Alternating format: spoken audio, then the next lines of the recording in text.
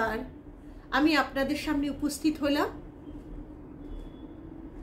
আমি আগেও বলেছি যে আমার একটু পারিবারিক সমস্যার জন্য আমি ঠিক টাইমে আসতে পারছি না, সেজন্য আমি আপনাদের কাছে ক্ষমা প্রার্থী।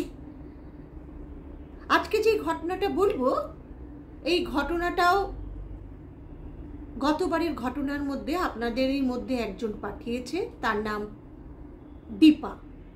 মাঝে মাঝে দেখবেন কমেন্ট বক্সে খুব সুন্দর সুন্দর কমেন্টস আমি দেখতে পাই। এখনো 3-4 জনের রয়েছে। আমি ঠিক প্রত্যেকের ঘটনা আমি নিশ্চয়ই আমার মতো করে আমি পড়ে শোনাবো। দীপা, তাহলে তোমার ঘটনাটা আমার মতো করে আজ আমি তোমাদের কাছে প্রেজেন্ট করি। তাহলে ঘটনায় আসা যাক। দীপা লিখেছে সে কোনো এক প্রশাসনিক কাজের সঙ্গে যুক্ত। তার জন্য তার এদিক ওদিক বছর খানেকের মধ্যেই বদলি হয়। কোনো এক সময়ের ঘটনা, আজ দীপা যেটা লিখেছে তার থেকে অনেক বছর আগেকার ঘটনা। তার এখন একটা বড় মেয়ে আছে, বড় মেয়ে মানে ছোটই, 10 বছরের, কিন্তু তখন তিনি আনম্যারিড ছিলেন। পুরুলিয়ার একটা জায়গায় তিনি পোস্টিং ছিলেন। সেই সময়কার ঘটনা তিনি লিখে পাঠিয়েছেন। তিনি সারাদিন ডিউটিতে থাকতেন এবং অবসর সময়ে তিনি একটি বাচ্চা মেয়েকে পড়াতেন, কারণ তিনি আনম্যারিড। কাজের পরে কোয়ার্টার্সে আসতো, কোয়ার্টারে সেরকম কিছু কাজ টাজ নেই, আরও 4টে মেয়ে ওরা একটা কোয়ার্টারে থাকতো। কি করবে বসে না থেকে? শিক্ষিত মেয়ে, ভাবলো আমি পড়াই, কিন্তু উনি তার জন্য কোনো টাকা পয়সা নিতেন না, নিজের শিক্ষার চর্চা করতেন একটা বাচ্চা মেয়েকে পড়িয়ে। তো তার যে কোয়ার্টার ছিল সেই কোয়ার্টার থেকে বেশ দূরেই আরেকটা কোয়ার্টারে সে পড়াতে যেত। তার মধ্যে কোনো ভয়ের ব্যাপার নেই, কারণ একটা এরিয়ার মধ্যে কোয়ার্টারগুলো, কিন্তু যেহেতু পুরুলিয়ার ঘটনা, খুব পুরানো কোয়ার্টার, আর ভেতরে প্রচুর গাছ, আম গাছ, জাম গাছ, শাল গাছ। পুরুলিয়াতে দেখবেন বেশ গাছ দেখা যায়। তো ওদের ওই প্রশাসনিক যেই মানে কোয়ার্টার্সগুলো ছিল, এমপ্লয়াররা এসে থাকতো বিশাল এরিয়া নিয়ে। তো তিনি রাতেবেলা পড়াতে যেতেন দীপা, আর যখন ফিরতেন, যার মেয়েকে তিনি পড়াতেন তার ওয়াইফ এসে তাকে একদম কোয়ার্টার্সের সামনে ছেড়ে দিয়ে চলে যেতেন, আর তিনি আবার ব্যাক করতেন। এরকমই চলতো। একদিন দীপা পড়াতে গেছে, পড়িয়ে যখন উঠল, রাত তখন প্রায় 8:30 পৌনে 9টা। বললো, বৌদি তাহলে আমি বেরোই, চলুন আমাকে একটু পৌঁছে দেবেন। বললো, সরি দীপা, আজ আমার ছেলের খুব জ্বর, আমি ওকে ছেড়ে কি করে যাই? একটা কাজ করো প্লিজ, তুমি আজকে একটু চলে যাও না, কোনো অসুবিধা নেই। বলো, না না, অসুবিধার কি আছে, এইটুকু তো রাস্তা, সবই চেনা জানা, আমি বেরিয়ে যাচ্ছি। বাচ্চাটার সঙ্গে বাই করে সে বেরিয়ে আসে এবং বাইরে আস্তে আস্তে শেষের মোবাইল দেখতে দেখতে জায়গাগুলো পেরোচ্ছে। হঠাৎ একটা বড় আম গাছের পাশ দিয়ে নিচে দিয়ে যখন ও যাচ্ছে, মুখটা ওর নিচে মোবাইলের দিকে, হঠাৎ মনে হলো আম গাছটা বিশাল পুরানো, বিশাল পুরানো, আর মানে ওর গুড়িটা হাত দিয়ে ধরা যাবে না, এত মোটা, হয়তো ব্রিটিশ আমলের কোনো গাছ। ওই আম গাছটার তলা দিয়ে যখন ও পেরালো, তখন মনে হলো একটা ডাল থেকে আরেকটা ডালে কেউ যেন এই দিক থেকে ওদিকে টপকে পড়ল, আর ওর পুরো শরীরের মধ্যে একটা অস্বস্তি হলো। ও কিছুক্ষণ দাঁড়িয়ে উপরে ভালো করে দেখে ভাবলো না বাবা দাঁড়াবার দরকার নেই, দৌড়ে পাশ দিয়ে হেঁটে চলে গিয়ে নিজের কোয়ার্টারে ঢোকে। কোয়ার্টারে আর যে 3টে মেয়ে ছিল গিয়ে দেখলো তারা অলরেডি খাওয়া দাওয়া করে শুয়ে পড়েছে, কারণ তাদের সকালে ডিউটি আছে বলে। ওর সকালে কোনো ডিউটি ছিল না, ও তার দিদির দেওরের বিয়ের জন্য 3 দিনের ছুটি নিয়ে রেখেছিল, যেই ছুটিতে ও বাড়ি যাবে বলে। আর সেই ছুটিটা ছিল তার পরের দিনই। সকালবেলা উঠে দীপা বাড়ি যাবে, তাই সে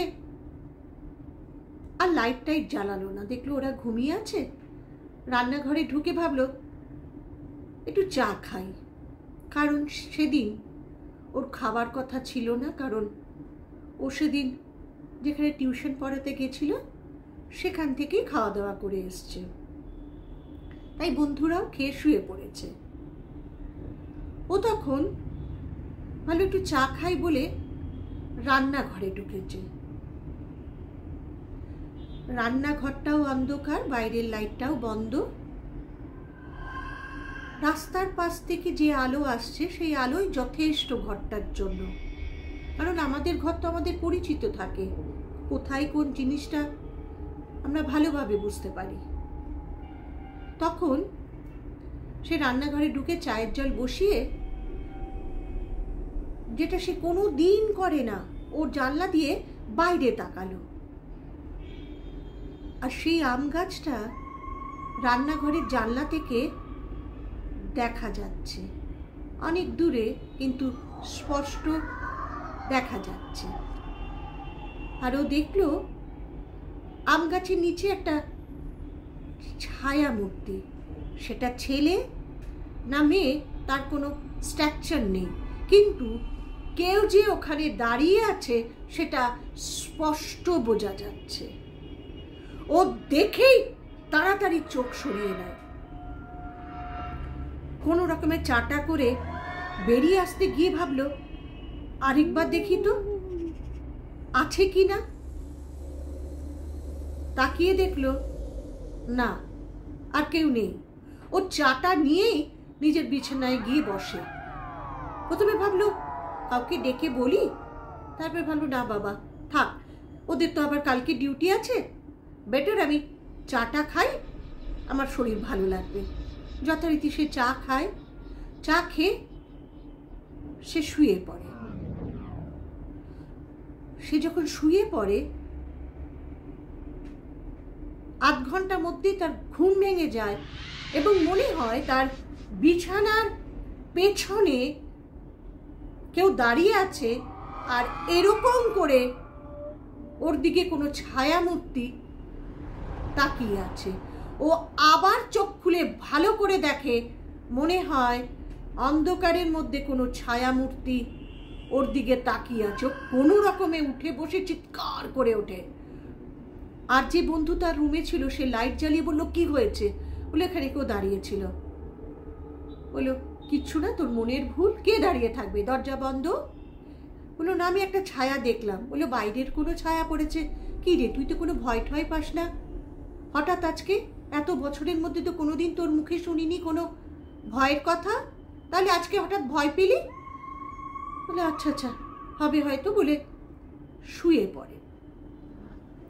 যথারীতি সকালবেলা তো তার যখন ঘুম ভাঙে দেখে বন্ধুরা কেউ নেই, মানে তারা ডিউটি বেরিয়ে গেছে। ও তাড়াতাড়ি ওঠে এবং নিজেকে পরিষ্কার করে তার ব্যাগ নিয়ে সে তার বাড়ির উদ্দেশ্যে রওনা দেয়। তার বাড়ি সিউড়িতে। তিনি সিউড়ি স্টেশনে নামে এবং নেমে সোজা বাড়ি যায়। গিয়ে দেখে বাড়িতে মা নেই, মা আগের দিনই দিদির কাছে চলে গেছে। বাবা ঘরে রয়েছে। বাবা বলল কি রে দেরি করলি, তোর তো তাড়াতাড়ি আসার কথা ছিল। বললো বাবা সরি দেরি হয়ে গেছে, আমি কালকে আসতে পারিনি, আমার ডিউটি ছিল। তো বললো আচ্ছা ঠিক আছে তাহলে তাড়াতাড়ি কর, আমাদের তো আবার কালকের ভোরেই বেরোতে হবে, প্যাকিংগুলো করে নিয়ে আমার। বললো হ্যাঁ বাবা বাবা বললো, তুই কি রান্না করবি আজকের? বললো, আমার শরীর ভালো লাগছে না বাবা, তুমি যা করো কিছু একটা করো। বললো ঠিক আছে। বাবা ভাবলো মেয়ে হয়তো এতটা জার্নি করে এসছে, তাই হয়তো তার শরীর ভালো লাগছে না। ও কি করলো, দীপা খাওয়া দাওয়া করবার জন্য টেবিলে বসলো দুপুরবেলা, কিন্তু কোনো খাবার সে খেতে পারছে না। তার বাবা বললো, কি হয়েছে দীপা? বলে, বাবা আমার একটা গা বমি বমি লাগছে, আমি খেতে পারছি না। বলে, জ্বর টর আসেনি তো? বলে ওর বাবা যখন তার গায়ে হাত দেয়, বলে, সে কি রে, তোর গা তো পুড়ে যাচ্ছে। বলছে, বাবা আমার শরীরও খুব খারাপ লাগবে, তুই দৌড়ে যা, শুয়ে পড়। তখন সে গিয়ে শুয়ে পড়ে। আর সেই ঘুমের মধ্যে, ওই অসহ্য শরীরের যন্ত্রণার মধ্যে সে দেখতে পায় সে ছায়ামূর্তি আবার তার বিছানার পাশে দাঁড়িয়ে নিচু হয়ে তাকে দেখছে। ধুরমুর করে ওঠে সে। আমি তো সেখান থেকে চলে এসেছি, এটা তো আমার বাড়ি, আমি কি দেখলাম? বলে, ওহো, কালকে ভয় পেয়েছি, ঘুমের মধ্যে শরীরে জ্বর, ক্লান্তি, হয়তো স্বপ্নের মধ্যে দেখেছি। থাকো সব কথা। বলে বাবা বলে ডেকে ওঠে। বাবা আসে, বলে, বাবা আমাকে একটু জল দাও। তার বাবা তাকে জল দিতে যাবে, হাতটা তার গায়ে লেগে বলে, তোকে এক্ষুনি ডাক্তার দেখাতে হবে, তোর গা পুড়ে যাচ্ছে, আর তোর মাকেও আমি ফোন করছি যেন তোর মা চলে আসে, আমার পক্ষে অসম্ভব। বলে, বাবা মা গেছে, থাক, তুমি একটা ডাক্তারের ব্যবস্থা করো। যথারীতি তার বাবা ডক্টর ডেকে নিয়ে আসে এবং ডক্টর এসে তাকে বলে, প্রচণ্ড জ্বর, আপনি একটু কাজ করুন, মাথায় জলপট্টি দিন, মাথাটা ধুয়ে দিন, এই ওষুধ দিলাম, ঠিক হয়ে যাবে। যথারীতি তার বাবা তাকে সব কিছু করে তাকে আবার খাওয়ানোর চেষ্টা করে, কিন্তু সে আর খেতে পারে না, আবার শুয়ে পড়ে। কিন্তু এবার সে ঘুমায় না, সে দেখে সে ছায়া, কারণ সে চোখ বন্ধ করেছিল, বাইরে আলো জ্বলছিল সন্ধ্যেবেলা। সে দেখে সে ছায়ামূর্তি বাইরে থেকে তার ঘরে ঢোকে। সেটা খালি ছায়াই, কিন্তু আর কিছু দেখা যায় না, সেটা পুরুষ কি মহিলা কিচ্ছু দেখা যায় না। সে ছায়ামূর্তি ঘরে ঢোকে এবং আবার তার বিছানার পাশে এসে দাঁড়ায়। তার মধ্যে তার সারা শরীর কাঁপতে থাকে। সে লিখেছে যে, আমি সেই ভয় আমি আপনাকে প্রকাশ করতে পারবো না, যার ঘটে সেই জানে সে সময়টা তার মধ্যে দিয়ে কি চলে। আমি রিয়েলাইজ করেছি, কারণ আমি এর সম্মুখীন বহুবার হয়েছি এবং আজও হয়ে চলেছে। এক এক দিনের এক এক ভয়ানক অভিজ্ঞতার ঘটনা, কিন্তু আমি তার থেকে ওভারকাম করে নিয়েছি। আমি জানি এগুলো আমার সঙ্গে হয় এবং আমি সেগুলো রিয়েলাইজ করতে পারি এবং আমি সেগুলো দেখতে পাই, কিন্তু দীপার পক্ষে সেটা অসম্ভব হয়ে উঠেছিল। পরের দিন তার বাবা তার ডাক্তারের কাছে আবার যায় এবং বলে যে, ডাক্তারবাবু তার জ্বর একটুও কমছে না। তখন তিনি আবার ওষুধ পাল্টে দেন। এবার দীপা বলে, বাবা তুমি মাকে ফোন করে ডেকে নাও, আমি আর পারছি না। তার মা খবর শোনার পর যথারীতি দৌড়ে আসে এবং এসে বলে, আমায় আগে বলিসনি কেন, তোর এই অবস্থা। তার মা যখন আসে, দীপা পুরো ঘটনাটা তার মাকে বলে যে মা, এরকম এরকম ব্যাপার, আমি টিউশনে গেছিলাম, আসবার সময় এরকম একটা হয়েছিল, আমি জানলা দিয়ে সব দেখেছিলাম, এক ছায়ামূর্তি, সব কিছু ক্লিয়ার করে। এবং গতকাল তার বিছানার সামনে যে ছায়ামূর্তি 10 মিনিট অবধি দাঁড়িয়ে থেকে মিলিয়ে যায়, সেই ঘটনাটাও সে বলে। তখন তার মা বুঝতে পারে না, এটা কোনো ডাক্তারের কাজ না, আমার অন্য কিছু করতে হবে। তার মা, তার এক জামাইবাবু সিউড়িতে থাকেন, তার সঙ্গে কথা বলে যে আপনি কিছু একটা ব্যবস্থা করুন। তখন তার জামাইবাবু তাদের বাড়ি থেকে কিছু দূরে একটা মসজিদ, তার পীর বাবাকে তিনি গিয়ে সব কথা বলেন। তিনি তখন বলেন যে এটা ডাক্তারের কাজ না, হয়তো কিছু এমন ঘটনা ঘটেছে, তার জন্যই হয়তো আপনার মেয়েকে কোনো আত্মা বারবার দেখা দিচ্ছে, এবং সেই আত্মা আপনার মেয়ের সঙ্গেও আছে। আমার মনে হয় একে একটু ঝাড়ার দরকার। আপনি যদি পারেন দয়া করে আপনার মেয়েকে একটু নিয়ে আসুন। তারা পরিবারগত মিলে, সবাই মিলে সেই পীর বাবার কাছে তাকে নিয়ে যায়, এবং তিনি তাকে দেখেই বুঝতে পারেন তার আশেপাশে কোনো এক আত্মা ঘুরে বেড়াচ্ছে, কারণ তার চারিদিকে একটা অন্ধকার কালো ধোঁয়ার মতো ঘুরছে, সেটা তিনি দেখতে পেয়েছেন।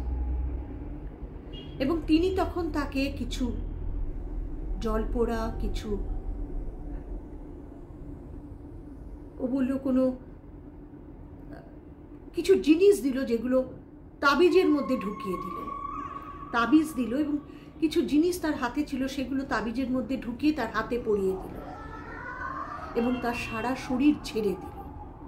বলল তুই মুক্ত, এখন বিপদ, ও এখনো তোর ভেতরে ঢুকতে পারেনি, তোর শরীরে এমন কিছু একটা আছে যার জন্য তোর শরীরে এখনো ও ঢুকতে পারেনি, তোর চারপাশ দিয়ে সে ঘুরছিল। হ্যাঁ, তার শরীরে কিছু একটা বাঁধন ছিল, কারণ আমি আগেই বলেছি, কারণ ও এসব জিনিসপত্র তার হামেশাই দেখতে হয়, তাই পরিবার তাকে ওরকম করে রেখে, ও তার গায়ে একটা কিছু দিয়ে রেখেছিল যেন তার মেয়ের কোনো ভয় ঠয় না পায়। এই কারণের জন্যই ওকে কেউ ছুঁতে পারেনি, কিন্তু তার আশপাশ দিয়ে সে ঘুরে বেড়াচ্ছিল। সে বাড়ি আসে, সে বাড়ি এসে তার মা বাবা তাকে 10 দিন পর্যন্ত ঘরে রাখে, বলে কোনো কাজে যেতে হবে না, আগে তুমি সুস্থ হও। 10 দিনের মতো তার টাইম লেগেছিল সুস্থ হওয়ার, এবং তিনি তার কাজের জায়গায় ইনফর্ম করেছিল যে আমি সিক, তাই আমাকে কিছু দিনের ছুটি দেওয়া হোক। যথারীতি তারা তাকে ছুটি দিয়েছিল এবং সে তার অসুস্থতা কাটিয়ে আবার সুস্থ শরীরে সেই কাজে সে জয়েন করে। এর মধ্যে সে আর কোনো ভয় পায়নি, কিন্তু তার মনে একটা জানার ইচ্ছে হয়ে গেছিল যে কি হয়েছিল সেদিন। ওই গাছের তলা দিয়ে তো আমি বহুবার গেছি, কি হয়েছিল সেদিন যে আমাকে একা পেয়ে সেদিন ওই যাই হোক, আত্মা হোক বা যাই হোক, সে ছায়ামূর্তি আমাকে কেন আমার পিছে পিছে এসেছিল এবং আমার সঙ্গে আমার বাড়ি গেছিল এবং আমার চারপাশ দিয়ে ঘুরছিল। আরও তো লোক থাকবে, তাদেরকে ছেড়ে। পরে জানতে পারে চারিদিকে খোঁজ খবর নিয়ে যে ওইখানেই ওই গাছের থেকে একটু দূরে একটা সেলুন ছিল, যাতে সে কি তো ওখানে যারা প্রশাসনিক কাজে পুরুষেরা ছিল তাদের চুল কাটা বা সেভ করার এসব কাজ করত। ও কাউকে একজন ভালোবাসতো, তার কাছ থেকে প্রত্যাখ্যান হওয়ার পর সে সুসাইড করে, আর এবং সে গাছটাই করে। জানতে পারে শুধু ওই নয়, আনম্যারিড কোনো মেয়েকে পেলে এর আগেও 2-3 বার এরকম হয়েছে। তাই রাতেবেলা ওই গাছের তলা দিয়ে খুব একটা কেউ যাতায়াত করে না। এর আগেও এসছে, কিন্তু ওর সঙ্গে তার বৌদি আসতো, আর সে খালি আনম্যারিড মেয়েদের পিছেই পিছু নিত। ওকে নিয়ে এটা 4 নম্বর ঘটনা।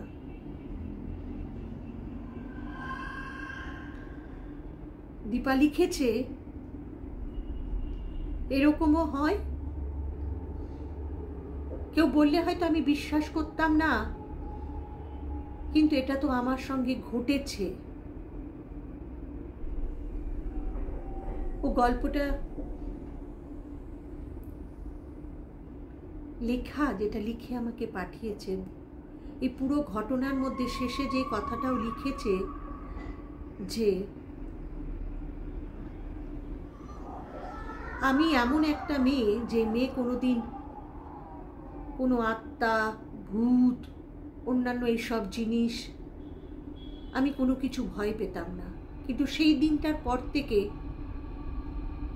আত্মা আছে সেটা বিশ্বাস করলাম, কারণ সেটা আমার সঙ্গে ঘটেছে। আমরা ভাবলাম যে এই তো একটা ঘটনা, একটা মেয়ে অসুস্থ হলো, ঠিক হয়ে গেল, একটা কেউ ঘুরছিল। কিন্তু জানেন, যখন যার মধ্যে দিয়ে এই ঘটনাগুলো ঘটে, সেই রিয়েলাইজ করতে পারে এই সামান্য সামান্য ব্যাপারগুলো একটা মানুষের সঙ্গে যখন ঘটে সেগুলো অসামান্য হয়ে ওঠে। মানুষ যখন আছে, মানুষের যখন মন আছে, আমাদের যখন মনের মধ্যে কাজ করে, মনের মধ্যে এই মনটাকে যদি আমরা শান্তিতে রাখতে পারি, তাহলে আমাদের সব কিছু শান্তিতে থাকে। আমরা যখন নিজের মনকে বোঝাতে পারি, তখন আমাদের এভরিথিং ওকে লাগে। কিন্তু যখন আমরা মনের কথাগুলোকে যখন অমিল করে ফেলি, যখন বোঝাতে পারি না, তখন অস্থির হয়ে উঠি। ঠিক আমরা যখন দেহ ত্যাগ করি, এই আত্মা তো চারিদিকে ঘুরে বেড়াচ্ছে, কেউ শান্তি পাচ্ছে, কেউ তৃপ্তি পাচ্ছে, কেউ পাচ্ছে না, কেউ তো কোথাও থাকছে না। তারা তো আমাদেরই আশেপাশে থাকছে। যারা বিশ্বাস করে, যারা অবিশ্বাস করে, তাদের সঙ্গে লজিকে আমি পারবো না। তাই অবাস্তব, বাস্তব, তার মধ্যেই কিছু ঘটনা নিয়ত ঘটে চলেছে। জানাবেন আজকের ঘটনাটা কেমন লাগলো। Dipa, thank you so much যে তুমি আমার বলাতে আমাকে রেসপন্স করেছো। Thank you. জানাবেন কমেন্টস করে ঘটনাটা কেমন লাগলো।